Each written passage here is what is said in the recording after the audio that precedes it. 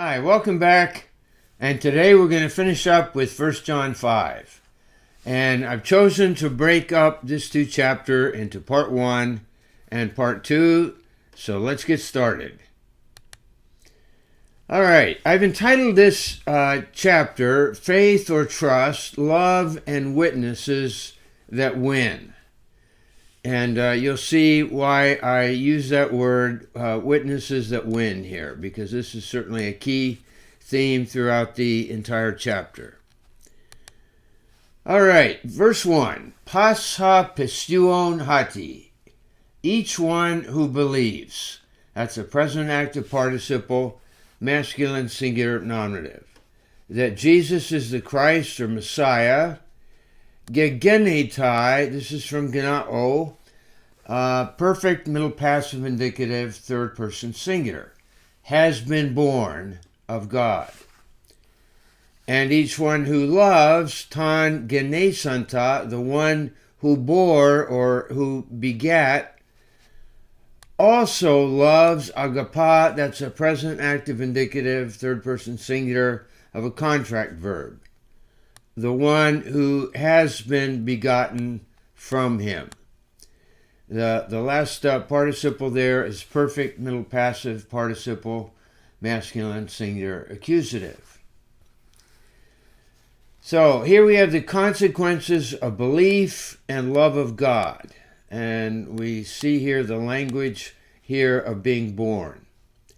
Then in verse 2, in this we know that we love the children of God.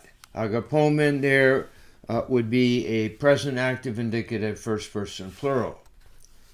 Whenever we should love God. Now, agapomen here, it looks the same as the above, but here it's a present active subjunctive, first person plural, because of the hatan at the front.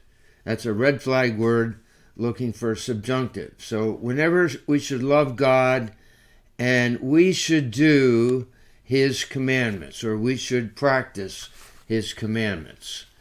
Poiomen there, present, active, subjunctive, first person plural.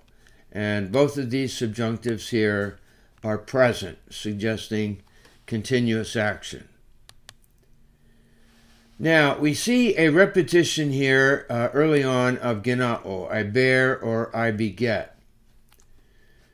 So here we have in verse 1, each one who believes that Jesus is the Messiah has been born of God, believers. And each one who loves the one who gave birth to or who begat also loves the one who has been begotten from him. Now, it could refer here to Christ or to believers. Now, we have continuity here with the previous arguments that link knowledge with love, vertical and horizontal, and practicing Jesus' commandments. Verse 3, for this is the love of God.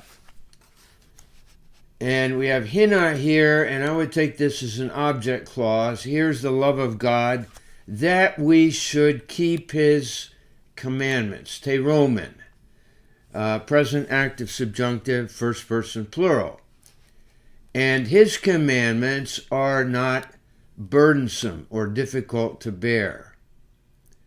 Notice here how I just have lined up commandments there in that first line and then in the third line there as well. There's a continuity between love and commandments. For this is the love of God, and what is it that we should keep? His commandments. And what is the commandment? The commandment is the love of others. The additional feature is that the commandments are not burdensome, but light or easy. And here we can have a contrast. His commandments are not burdensome. Now, in the adjective barus and barea mean burdensome or difficult to fulfill, weighty or perhaps oppressive. Now, back in chapter 3, we saw the very simple but profound identification of his commandments. This is his commandment. And what is his commandment? Well, it's twofold. That we should believe and that we should love one another just as he gave a commandment to us. So the commandments here are very simple but yet very profound. That we should put our trust in and that we should love.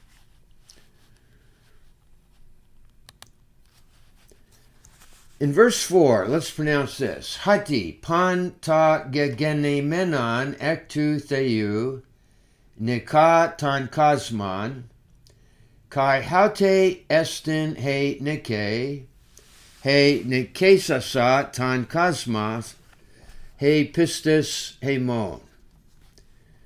And let's go ahead and pronounce 5 as well. Tis de estin ha nikon tan kosmon e me ha pistuon hati Jesus estin ha huias tu theou.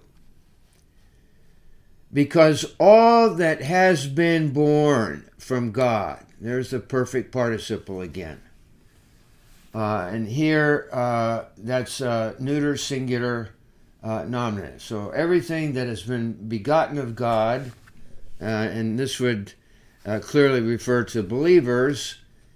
Nika, that's a contract verb, present active indicative, third singular, conquers the world. And this is the conquering, here's the noun or the victory. He nikesasa. Here we have a first aorist active participle, feminine, singular, nominative. So this is the conquering which conquered, or the victory which conquered the world. And what is it? He pistis, he mon, our faith. And then in 5, who is the one who conquers the world except or unless ha pistuon, the one who believes that Jesus is the Son of God. So notice there the different forms of nikao there. And they're all linked up with that pistis or pistuo word family. So we have repetition of this nik word family, the threefold object of winning against the world. So the one who's been begotten conquers the world. Here's the conquering, which conquered the world. And who is the one who conquers the world? So all of those are coordinated expressions. And as we've looked at before, nikao means I conquer, to be victor, prevail, vanquish with the object given of what is conquered. In this case, it is the world in 3 of these instances. Nike is a noun, victory, then abstractly it becomes the means of winning a victory. So the identification of the means of winning a victory with faith or the trusting response here. Here is the victory. Here's the conquering which conquered the world. And what is it? Your faith or your trust. Then in 5b on into 6, we have a threefold witness to Jesus as the Son of God. Now, let me just say here that there are numerous textual variants with this threefold witness. And I don't have time in this session to get into all the textual variants, but I just want to walk through what we have here, knowing that there are other possible readings. So in 5b, Jesus is the Son of God. And then hutas estin ha elthon. This is the one who came. That's a second aorist active participle, masculine singular nominative. Through water and blood, not in water alone, but in water and in the blood, haimati. So we have the word hudor or hudatas used 3 times, and haima, blood, used twice here. And then finally, the Spirit is the one who bears witness. Ta martyrun, present active participle, neuter, singular, nominative. Because the Spirit is the truth. So the Spirit is the one who bears witness, or the witnessing one, because the Spirit is the truth. So we have here the threefold means, and take a look at the preposition "en" here, by which the Son of God came, in water and blood, and then we have reference here to the Spirit is the one who bears witness. Now, let me say here, there are lots of conjectures. Baptism, the Eucharist, death of Jesus, when water, blood are poured forth in John 19, water and Spirit. In John 7, we have mention of life-giving water. In John 3, we have reference to the Spirit which dwells. And then also in John 3, being born of water and the Spirit. And many have suggested here an anti-docetic thrust of the passage. Real flesh and blood, as opposed to Jesus coming only in phantom only, or he seemed to have come and suffered and died. Now in verse 7, we have a reaffirmation or continuity of the three witnesses. So we have the numeral 3, trace, used twice, 3, and then hoi martyruntes, present active participle, masculine, plural, nominative.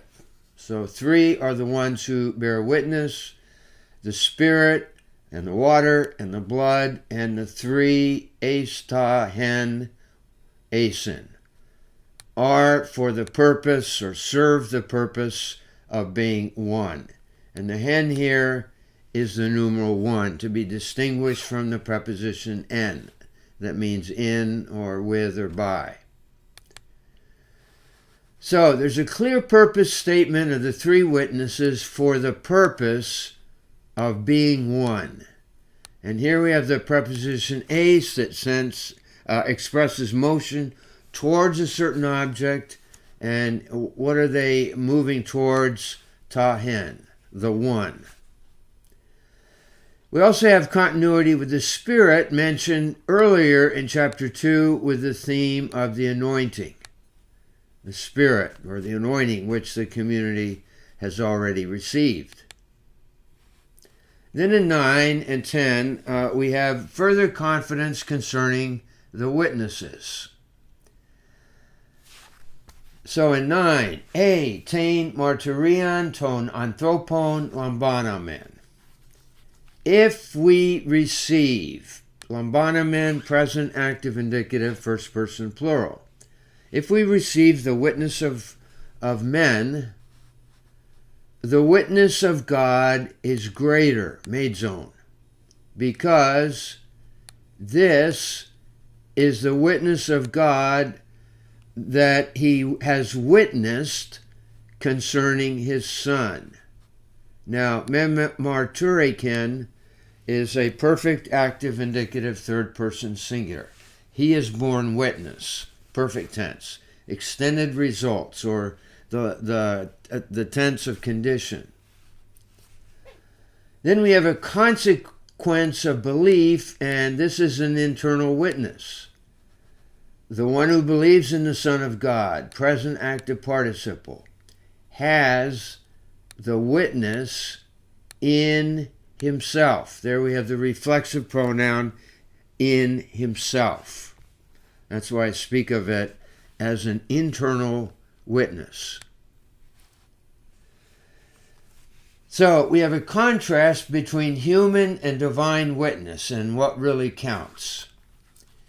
If we receive the witness of men, what else is true? The witness of God is greater. So we have a continuity of the witness theme as well as repetition. Martyreo, I bear witness, declare or confirm, as well as the noun witness, martyria, testimony of a judgment in a religious or a moral sense. And finally, for part 1, here we have a consequence or effect of unbelief. We make God a liar, and God here is the central witness.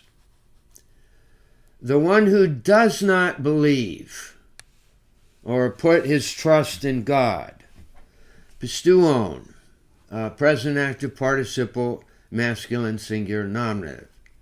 Sustain pepoieken. Pepoieken is a perfect active indicative third person singular. Has made him a liar because he has not believed. Perfect active indicative again, third person singular, in the witness, which, there's the relative pronoun, and memarturiken, perfect active indicative third person singular, which God has witnessed concerning his Son. So we'll pick this up once you've had a chance to work through the rest of this paragraph from 1 John 5.